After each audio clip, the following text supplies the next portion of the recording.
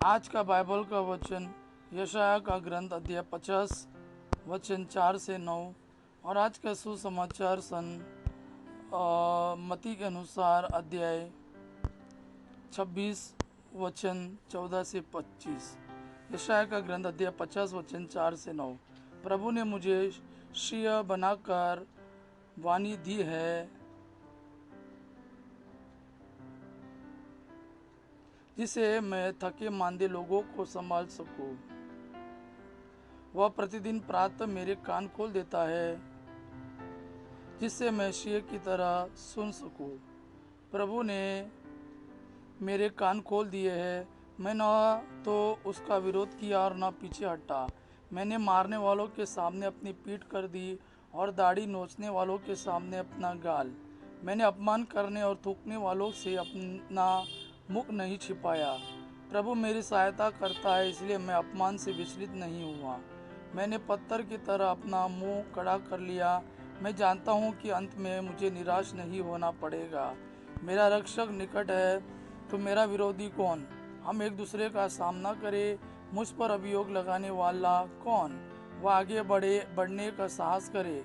प्रभु ईश्वर मेरी सहायता करता है, तो कौन मुझे दोषी ठहराने का साहस करेगा? मेरे सभी विरोधी वस्त्र की तरह जीर्ण हो जाएंगे, उन्हें कीड़े खा जाएंगे। आज का सुसमाचार मत्ती के अनुसार अध्याय 26 वचन 14 से 25। तब 12 में से एक यूदास इस्करियोती नामक व्यक्ति ने महायाजकों के पास जाकर कहा, यदि मैं ईसा को आप लोगों के हवाले कर दूं तो आप मुझे क्या देने को तैयार है? उन्होंने उसे चांदी के 30 सिक्के दिए। उस समय से यूदास ईसा को पकड़वाने का अवसर ढूंढता रहा। बेक में रोटी के पहले दिन शिष्य ईसा के पास आकर बोले, आप क्या चाहते हैं? हम कहाँ आपके लिए पास्का भोज की तैयारी करें? ईसा ने उत्तर दिया, शहर में अमुक के पास जाओ और उससे कहो, गुरुवर कहते हैं, मेरा समय निकट आ गया है।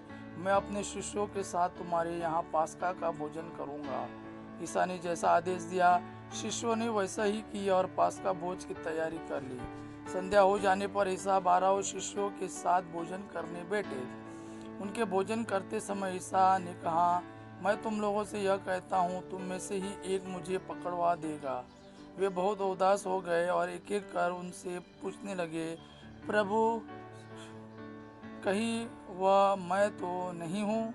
ईसा ने उत्तर दिया, जो मेरे साथ थाली में खाता है वह मुझे पकड़वा देगा। मानव पुत्र तो चला जाता है जैसा कि उसके विषय में लिखा है, परंतु धिक्कार उस मनुष्य को जो मानव पुत्र को पकड़वाता है। उस मनुष्य के लिए कहीं अच्छा यही होता कि वह पैदा ही नहीं हुआ होता। ईसा के विश्वासघाती यूदास ने भी उनसे पूछा, गुरुवर, कहीं वह मैं तो नहीं हूँ? ईसा ने उत्तर दिया, तुमने ठीक ही कहा। यह प्रभु का वाणी है। प्रभु को धन्यवाद। आबा पिता की महिमा और पुत्र यीशु का प्रेम आप पर सदा सर्वदा बना रहे। आमीन।